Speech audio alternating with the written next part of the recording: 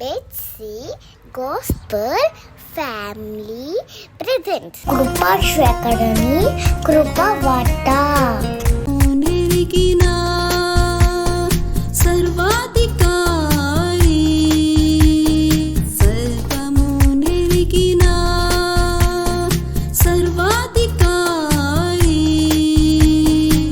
సకలము నీకు విదితము యేసు స్వామి. సకలము నీకు విదితము యేసు స్వామి. కరుణ చూపే కృపాశేఖర నీ కృపయే నాకు ఆధారమాయే. కరుణ చూపే కృపాశేఖర నీ కృపయే నాకు ఆధారమాయే. నీవే నా దుర్గము, నీవే నా శైలము, నీవే నా శృంగము, నీవే నా ధైర్యము. నీవే నా దుర్గము, నీవే నా శైలము, నీవే నా శృంగము, నీవే నా ధైర్యము. సర్వము నెరిగిన సర్వాధికారి సకలము నీకు విదితము యేసు స్వామి. సకలము నీకు విదితము యేసు స్వామి.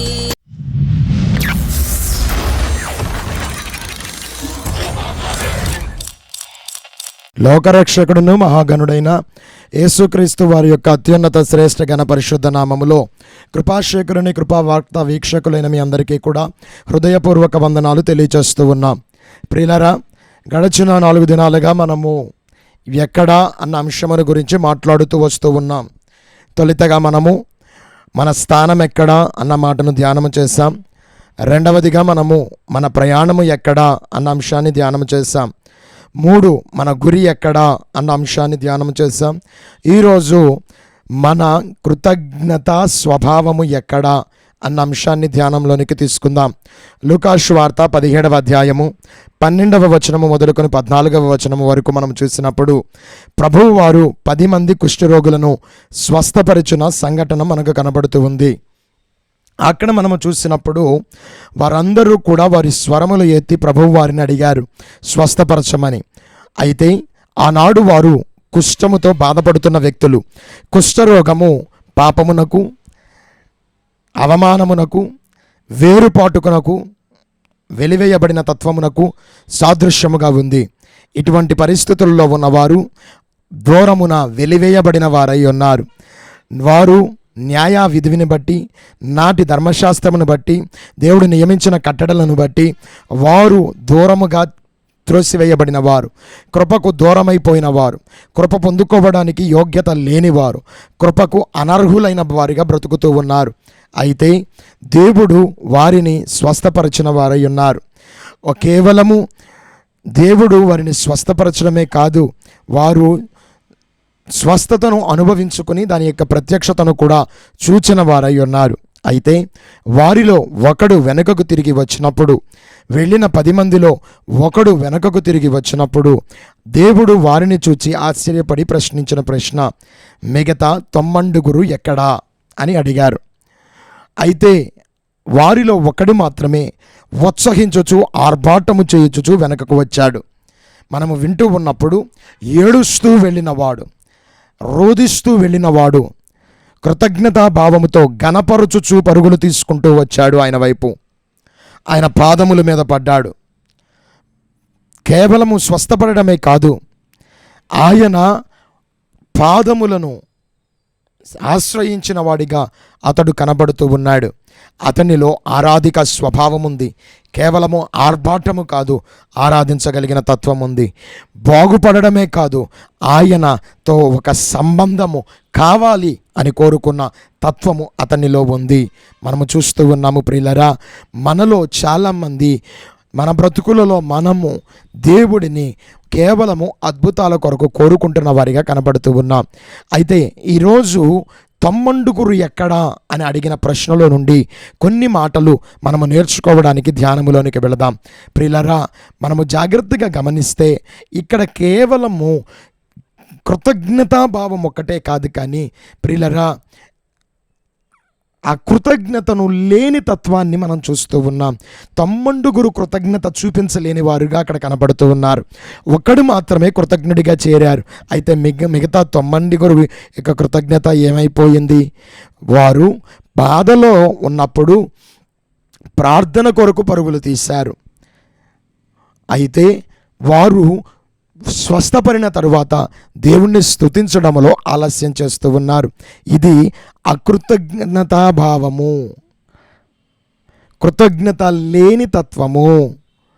ఇది ఒక రకంగా చెప్పాలి అనంటే ఆత్మీయముగా మరిచిపోయిన స్వభావము, ఆత్మీయముగా కృతజ్ఞత లేని తత్వము చూపిస్తూ ఉంది. నీ బ్రతుకులో నువ్వు ఆత్మీయముగా కృతజ్ఞుడవై ఉండవలసిన వాడవై ఉన్నావు దేవునికి. నీవు కేవలము దేవుని దగ్గరకు ఏదో ఒక అద్భుతము కొరకు వెంపర్లాడి అద్భుతాల కొరకు పరిగెత్తడం కోసం కాదు, కానీ దేవుడు కోరుకుంటుంది ఏంటో తెలుసా? అద్భుతాలను జరిగించగలిగిన దేవుడితో ఒక సంబంధము, బాంధవ్యము ఏర్పరచుకోవాలి అని ఆయన నిన్ను బట్టి కోరుకుంటున్నాడు. నిన్ను ఆయనతో ఒక సాంగత్యములోనికి రావాలని దేవుడు కోరుకుంటున్నాడు. నీవు ఆయనతో అన్యోన్య సాంగత్యములో, సంబంధములో ఉండాలి అని దేవుడు కోరుకుంటున్నాడు. అది విస్మరించి ఆ అనుభవాన్ని పోగొట్టుకుని అది జరిగించుకోకుండా ఏదో దేవుడి దగ్గరకు అద్భుతాల కోసం, దేవుడి దగ్గరకు కేవలం ఆయన చెయ్యి పెడితే బాగుపడతాను, ఆయన ఉమ్ము రాస్తే బాగుపడతాను, ఆయన మాట సెలవిస్తే బాగుపడతాను, దేవుడు నన్ను బాగు చేయడం కోసం నేను దేవుడి దగ్గరికి వెళుతున్నాను, దేవుడు నన్ను బాగు చేస్తే చాలు, దేవుడి వల్ల నేను బాగుపడితే చాలు, నా బిడ్డల పెండిండ్లు అయితే చాలు, నా యొక్క కుటుంబంలో ఇలా జరిగితే చాలు, అలా జరిగితే చాలు అని కేవలము అద్భుతాల వేటలో, అద్భుతాల వెంపర్లాటలో దేవుడి కొరకు, దేవుని దగ్గరకు చేరే మనస్తత్వంతో మనము ఉండవలసిన వారము కాదు. కానీ దేవుని వైపు ఆయన ఎవరు ఎరుగుటకు, ఆయన ఏమిటో తెలుసుకొనుటకు, ఆయనకు కృతజ్ఞులమై ఉండుటకు, ఆయనతో కృతజ్ఞతాభావము కలిగిన వారిగా బ్రతకటకు, అన్నిటికీ మించి ఆయన హృదయమును అర్థం చేసుకుని ఆయనతో ఒక బాంధవ్యమును ఏర్పాటు చేసుకోవడానికి మన ప్రయాస ఉండాలి. ప్రియులారా, ఈ ప్రయాస లేనిదే నువ్వు ఏది పొందుకున్నా వ్యర్థము, ఏది సొంతం చేసుకోవాలనుకున్నా వ్యర్థము. నీవు దేవునితో ఒక వ్యక్తిగత బాంధవ్యాన్ని కలిగి ఉండడానికి ప్రయాసపడవలసిన వాడివై ఉన్నావు. రెండవ మాట మనం ఆలోచిస్తే, నీకు సంతోషము, ఎక్సైట్మెంటు అందరికీ చూపించుకుని వాళ్ళ దగ్గర గొప్పవడం ముఖ్యమా, లేక దేవునితో పాటు ఉండగలగడం ముఖ్యమా? క్రీస్తు కేంద్రీకృతమైన సంతోషము, క్రీస్తు లేని సంతోషము. కృతజ్ఞతాభావం ఉన్నవాళ్ళు క్రీస్తుతో కూడా సంతోషించగలిగిన వారై ఉంటారు. నీ సంతోషములో క్రీస్తు ఉంటున్నాడా? ఒక్కసారి ఆలోచించు. నీవు క్రీస్తుతో సంతోషించగలుగుతున్నావా? ఒక్కసారి ఆలోచించు. మేలు పొందిన నీవు ఎక్కడికి పోతున్నావు? మేలు పొందిన నీవు ఎక్కడికి వెళ్ళిపోతున్నావు? దేవునిలో సంతోషించవలసిన నీవు, దేవుడి దగ్గర ఆనందించవలసిన నీవు లోకములోనికి పోతున్నావని అంటే నీవు క్రీస్తుని విడిచిపెడుతూ వెళుతున్నావనే కదా అర్థము. నీ సంతోషమును లోకములో వెతుక్కుంటున్నావని కదా అర్థము. ఒక్కసారి ఆలోచించు. నీవు క్రీస్తును ఆరాధించడములో సంతోషం వెతుక్కోవాలి, క్రీస్తుకు కనబరుచుకోవడంలో సంతోషం వెతుక్కోవాలి, క్రీస్తులో సంతోషం వెతుక్కోవాలి.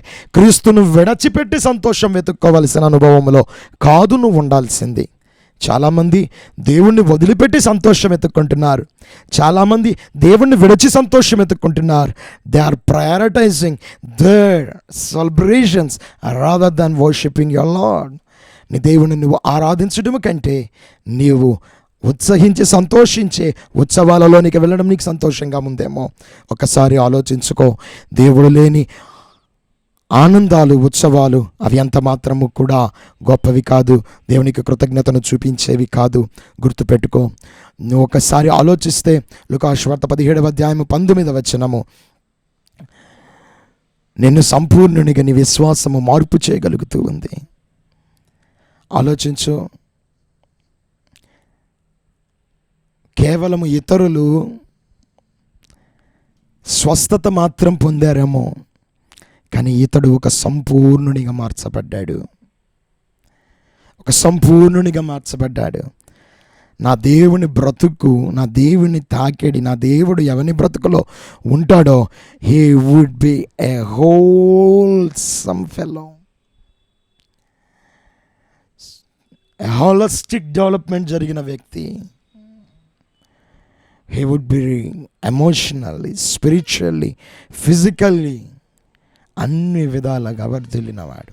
అందుకనే యోహాను భక్తుడు గాయికి రాస్తూ, నా ప్రియుడా, నీ ఆత్మ వర్ధిల్లుచున్న ప్రకారం నీవును అన్ని విషయములలో వర్ధిల్లుచు సౌఖ్యముగా ఉండవలెనని నేను కోరుకుంటున్నాను అని తెలియచేస్తూ ఉన్నాడు. ప్రియులరా, కేవలము వ్యక్తిగతమైన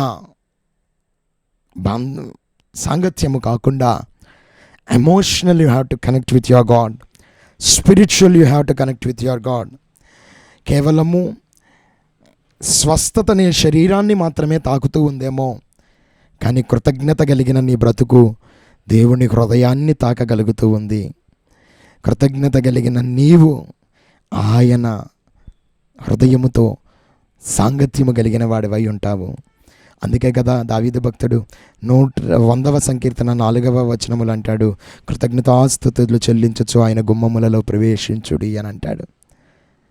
కృతజ్ఞత దేవునితో ఒక అన్యోన్యమైన సాంగత్యానికి ద్వారము లాంటిది.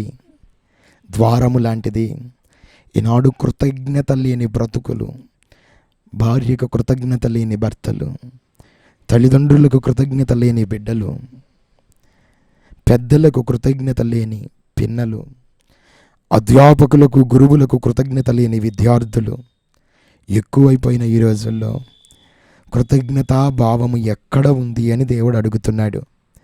నువ్వు కృతజ్ఞతా భావాన్ని ఎక్కడ చూపిస్తున్నావు అని దేవుడు అడుగుతున్నాడు. ఆ విషయంలో నువ్వు ఇంత జాగ్రత్తగా ఉండాలి కదా. ఎప్పుడైతే కృతజ్ఞత కలిగిన హృదయాలు దేవుని మందిరములో ఉంటాయో, దేవుని మందిరములో గొప్ప ఉజ్జీవము రేకెత్తబడుతుంది. రోమీయులకు రాసిన పత్రిక 1వ అధ్యాయము 21వ వచనములో అంటాడు, దేవుడు ఎరిగియుండియు వారు దేవుణ్ణి మహిమపరచలేని వారై ఉన్నారు, దేవునికి కృతజ్ఞతాస్తుతులు చెల్లించలేని వారై ఉన్నారు. ప్రియులరా, దేవునికి కృతజ్ఞతాస్తుతులు చెల్లించి దేవునికి కృతజ్ఞతలు తెలపలేని బ్రతుకులో నువ్వు ఉంటే అది అంతకు మించిన దౌర్భాగ్యం, దారిద్ర్యం ఇంకొకటి లేదని తెలుసుకో. నీలో కృతజ్ఞత భావం ఉంటే దేవుని కొరకు ప్రాకులు పడాలన్న ఒక స్వభావం నీలోకి వస్తుంది. నీలో కృతజ్ఞత భావం ఉంటే దేవుణ్ణి ఆరాధించాలన్న తత్వం మొదలవుతుంది.